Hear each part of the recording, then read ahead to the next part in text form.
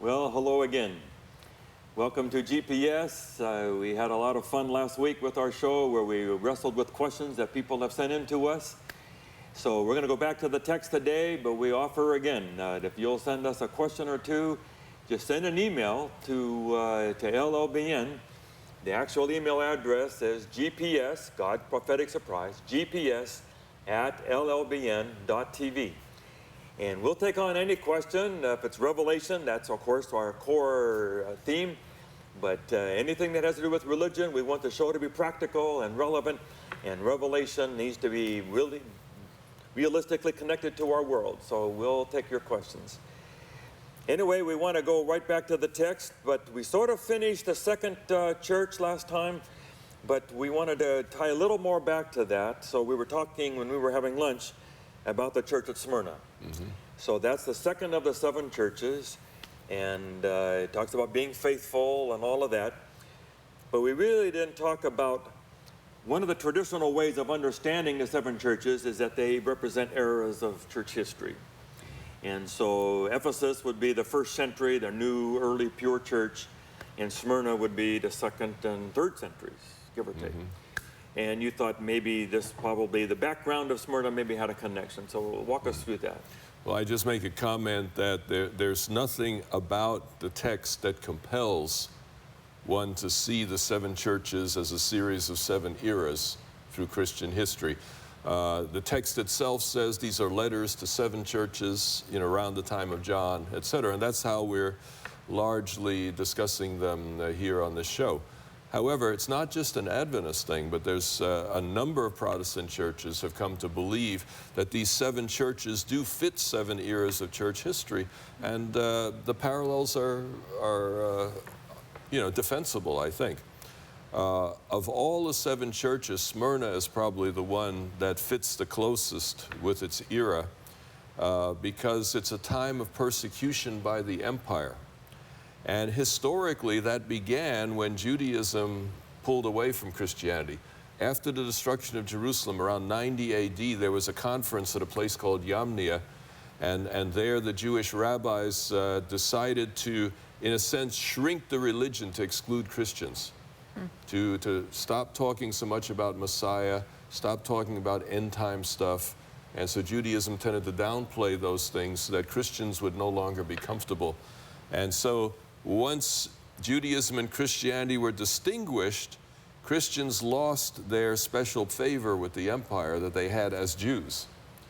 Jews were the only religion that didn't have to worship the emperor because they had a special dispensation. When Christians were separated, then they were exposed. So starting about 100 AD, there's a time of persecution against Christians throughout the empire, off and on, till 313. And why is that date significant? Because Constantine declared the Edict of Milan, which ended persecution of Christians in the empire. So you have a 200-year period when persecution is the primary thing. And then when we come to Pergamos, which we're doing in this program, that's a church that isn't threatened from the outside, but it's a church that's compromising. You see, when you're no longer threatened from the outside, then the problems tend to come inside. One nice thing about persecution is the church is focused on things outside. They're not fighting each other. But when things are going well in the world, churches sometimes turn on each other. And Pergamos shows some signs of that. So I think the historical view of these churches can be helpful. And I think we'll touch base with it each time a little bit. So we should remember to do that and keep that link clear. No more about Smyrna. We'll go on to Pergamos now. I think that would be a good thing. Okay, so if you have a Bible or a phone or a computer or iPad around, we invite you to go to Revelation itself and turn to verse 12. To the angel of the church in Pergamum write, these are the words of him who has the sharp double-edged sword. That, of course, is a verse back to chapter 1. And now I know where you live, where Satan has his throne. Yet you remain true to my name. You did not renounce your faith in me, even in the days of Antipas, my faithful witness, who was put to death in your city, where Satan lives. So we want to have a little fun with this part. This will be probably much what we talk about today. What is this Satan's throne where Satan lives? What does it mean that he says, you still live righteous lives and have been truthful to me and faithful to me, even where Satan has his throne? What was it about Pergamum that made it where Satan had his throne? Well, that's the interesting point, because it's odd to talk about Satan's throne or Satan's seat. We know that in the book of Revelation, there was a war in heaven, that God's throne was threatened by a rebel who was talking smack about God, so to speak. And so it wouldn't be surprising if in the book of Revelation there's a reference to Satan's throne. What makes this challenging, though, it doesn't seem to be a general reference. It says, Satan dwells in Pergamum. So you can't just say, well, that's a general reference to the war in heaven. There's something in Pergamum that must be Satan's throne. You can't just say it was just the worst city in the empire. It's not saying that. It doesn't say they're just more evil there. Satan is just really real there. You think there's a specific connection of some kind? I heard it's because of all the gods or cults or whatever that was in that space. I don't know if that's true. I haven't researched it out. Probably should have. Things I should do before a show on Pergamum.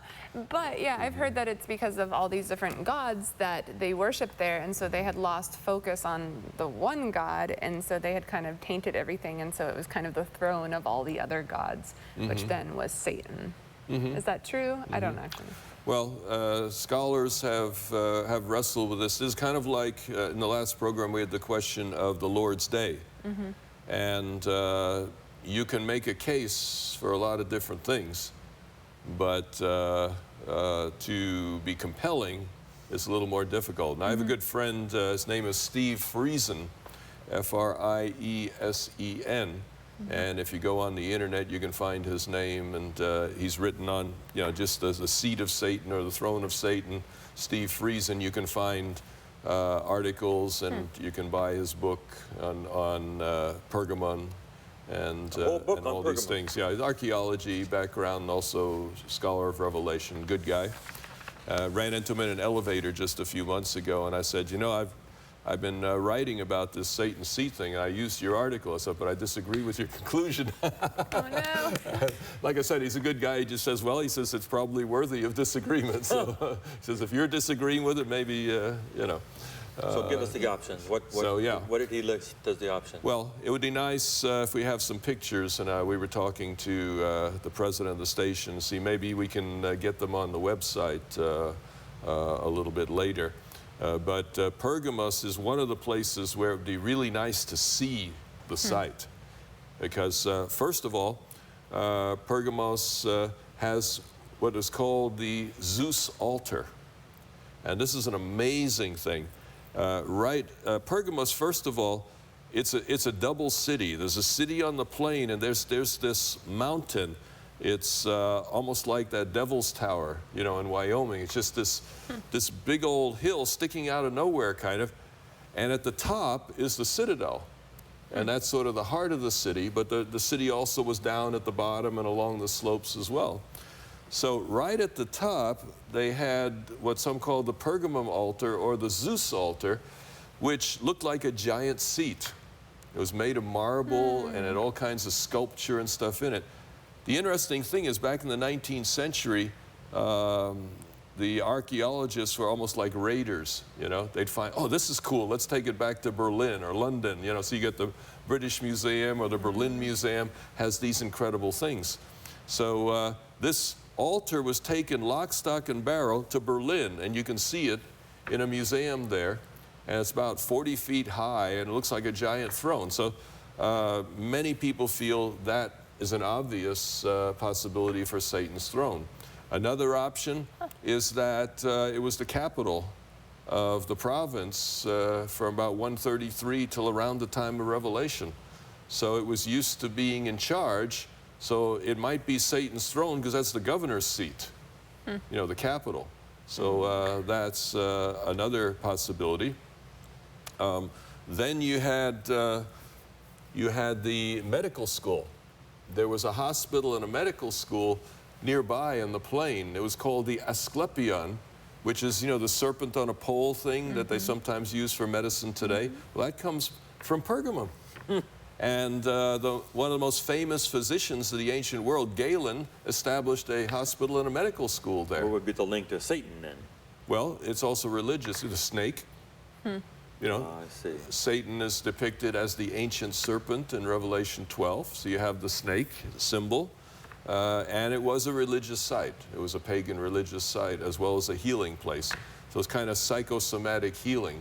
People would walk through a tunnel and they'd blow vapors on them, and people would whisper in these little holes, you're getting better, you're going to feel better and stuff. So kind of psychosomatic, early psychosomatic healing. There's records of that, what you just described? Oh, yes. In fact, I did that to a colleague. We did some filming there once, and he was walking through the tunnel, and I went up on top, and there was this opening, and I started, and he says, I think I'm being conned.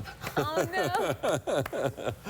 So, That's so bizarre. let's see. That was 3 of the 4. Yeah, What's the fourth one? I want to be sure I remembered them all, so I got those. Yeah, the Satan's throne, the altar, and then the hospital, and then the governors. Capital. Yeah. And then it's also, scholars feel that Pergamum was the center of the imperial cult. So it was a place where that got started in Asia Minor. So maybe it's the emperor's seat. That is the throne of Satan. And then Friesen himself came up with an idea, and he felt that the persecution in Pergamum might have been more severe than in other cities. And so the local hostility, if the local hostility was more than in other places, perhaps that would be Satan's throne. So you have all of these options. And of those, scholars, I think, tend to go toward the emperor cult, because that was so important in the 2nd century. So maybe this is where that got started. I personally like the Zeus altar, though, because it's just such a visual image. You can't see it today because it's gone. But imagine this big white marble thing on top of a 1,000-foot cliff. That looks like the throne of God kind of a thing. So here's the ultimate temple. So it must have been a magnificent sight. Wow. And I don't know. Again, this is one of those things where you can make a defensible case, but not a compelling one. But I'd kind of lean toward, and I told Friesen that, I think I lean toward the Zeus altar after all is said and done. That's where scholars were originally, probably because it's the only thing they knew about. It was in Berlin, so they could all visit it. And so they knew about that, and so they tended to do that. But of all these options, I think that's the most impressive. What do we make of this, that it is possible to live even where Satan has his throne and still be faithful? When I left Chicago, there were people who told me I could not raise my kids in Southern California, that we could never find God here, that they would be polluted by liberalism, or they list all the terrible things that were happening. And everyone's drinking and everyone's partying and everyone's sleeping around, and you better just stay here in the Midwest where everything is pure and holy and safe. We've been here 22 years and our kids are still with God, so your daughter's with God. I know her anyway, I don't know the rest of your family. But we had her up in front of church Saturday giving a promotion for a health program that we're doing together.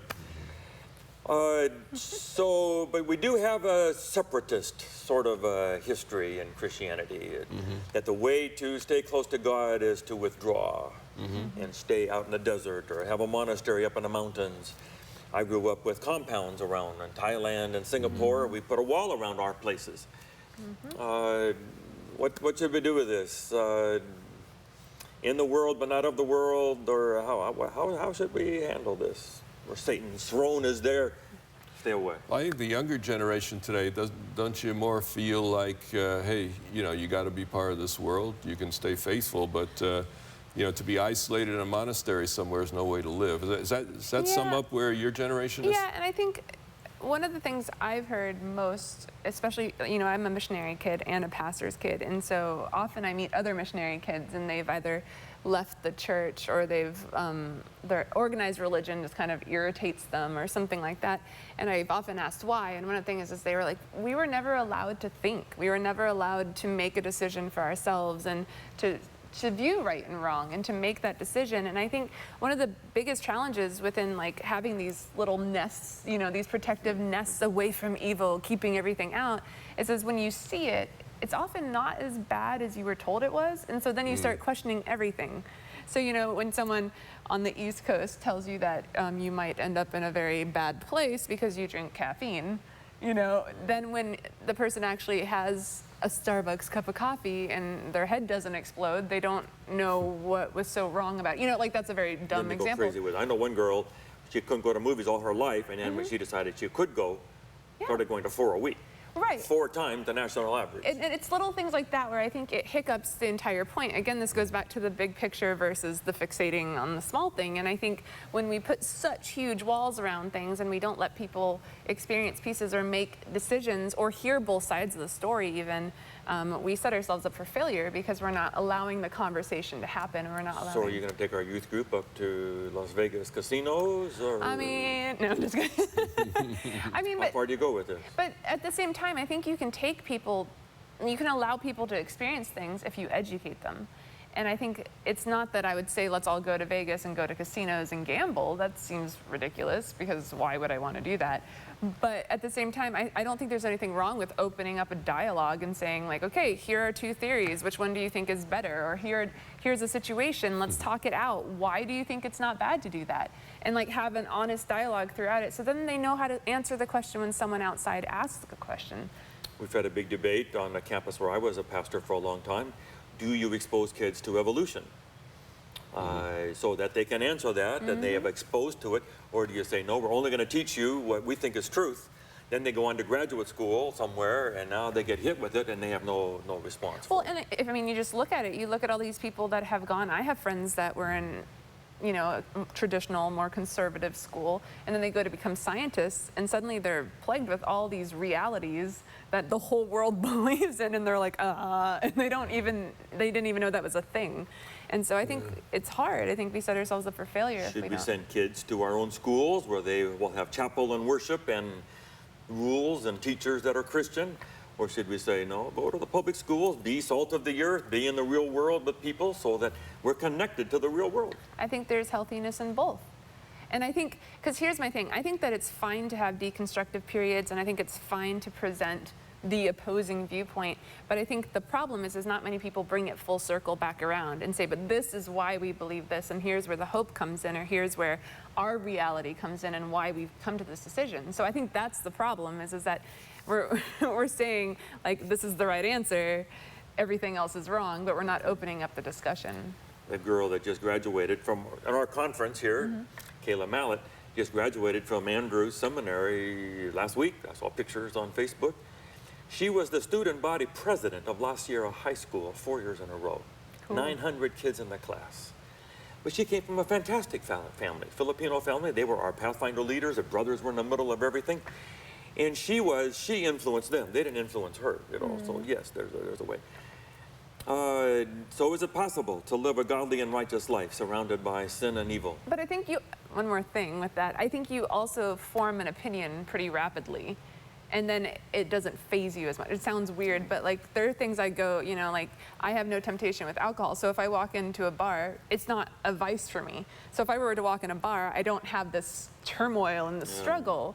And so it would be easier and not as, dangerous for me to walk in as maybe one of my friends who does have that vice. Yes. And I think that's where you have to know your boundaries and your rules, because that's not something that affects me. Yeah, okay. I think one thing in our case, and this is maybe not for everybody, but in the early years of our kids, we homeschooled.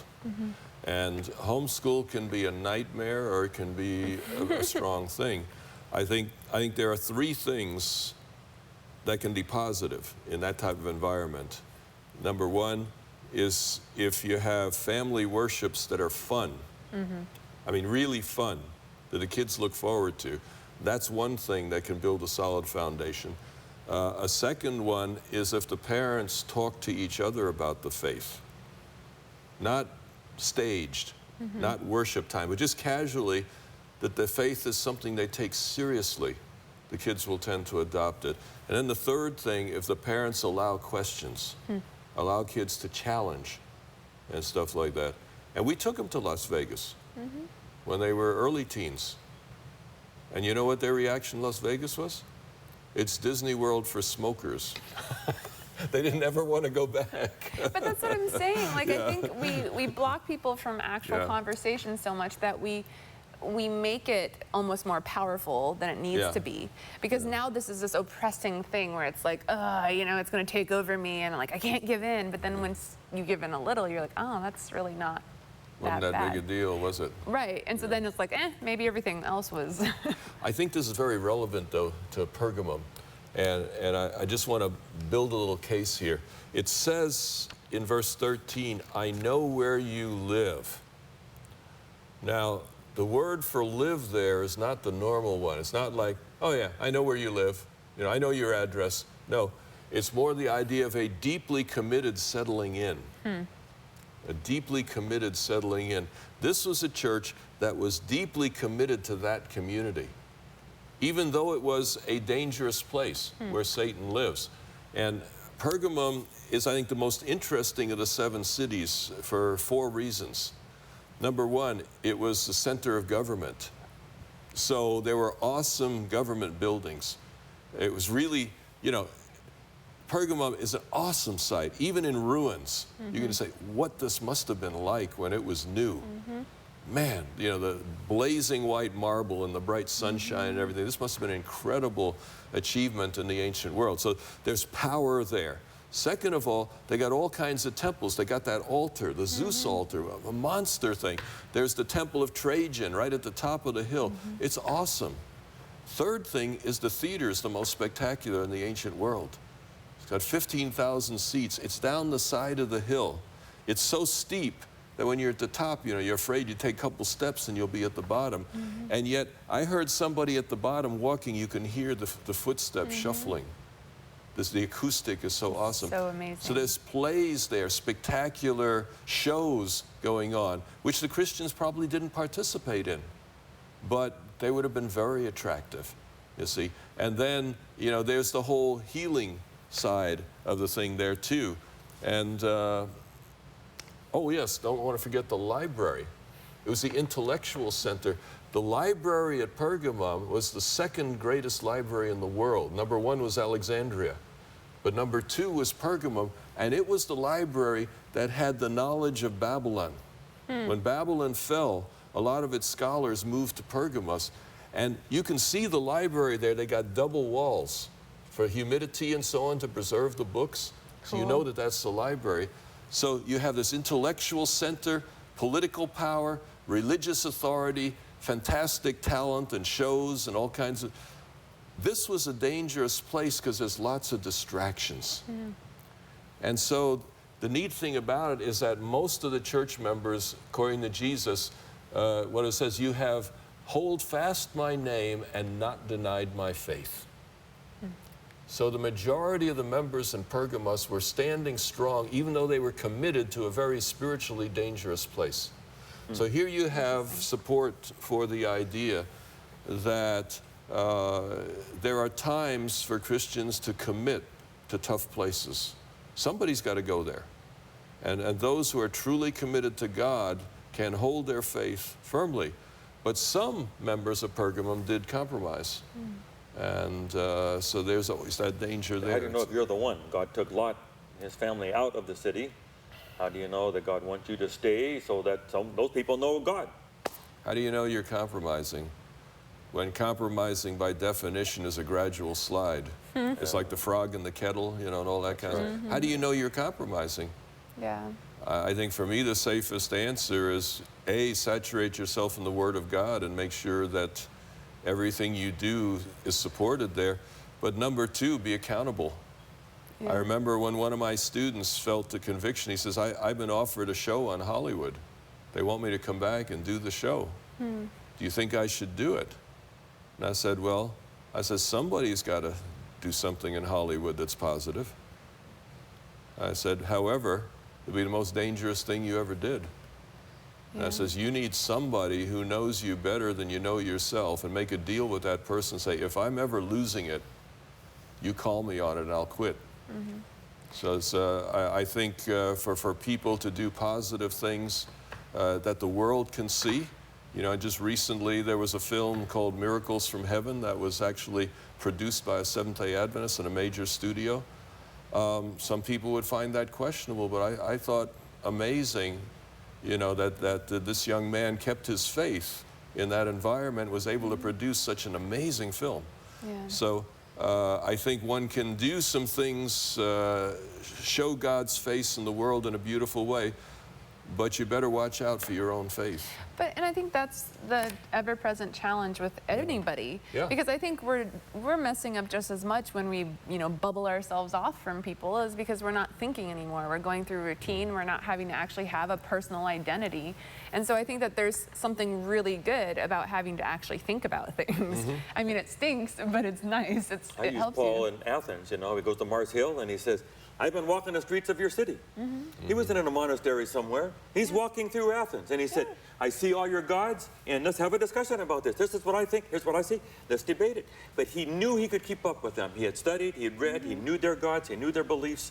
He's not afraid that his faith would somehow be tainted to be in the city. And if it's truly truth, then what are you so scared of? And that's like my go-to thing is if this is a truth, if this is something, why are we so scared of it being taken from us? It's so hard. They invited us to go to a preview of a new movie called Hacksaw Ridge. You've heard about this with Desmond Doss. So, you know what Mel Gibson movies are, you know, as wonderful as they might be, there's always violence in them. You know, one on Christ with all the whipping. So here, we're all sitting here, all church pastors and church leaders, and here's just war. I mean, it was Saving Private Ryan. I mean, it was filled with violence. But a story of an Adventist who stood with a conscientious objector and lowered 75 people in the middle of the war. I mean, it was a great story. But along the way, you had to watch a lot of violence. Is that a good? Should we take our whole church down there and advertise in our bulletin? We're all going down here in November 4 when it's released, and we should all go. Should we be part of the world? Can we go there and filter that out? And he says here, you are there where Satan's throne, and yet you've kept your mind and heart pure. Well, this text would tell us that God will call some people to do that.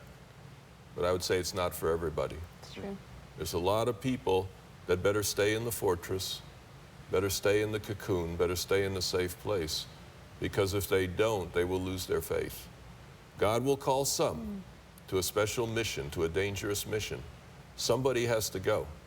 But if God calls you, keeping the faith has got to be your #1 priority. Amen, amen, amen. Somehow this crazy clock comes down to the end, and we're just getting started. We're in the thick of this church on Pergamum. So please come back next week. We're trying to do 2 shows per church, and so we will try to go through the rest of this story. We'll deal with perfection, and we'll deal with being a martyr. We'll deal with Balaam and the Nicolaitans and these questions that come from this church. We're hoping that you'll stay with us in GPS and send us some questions on the website. We'd love to have you. GPS@LLBN.TV. God bless you. Thanks for being with us today.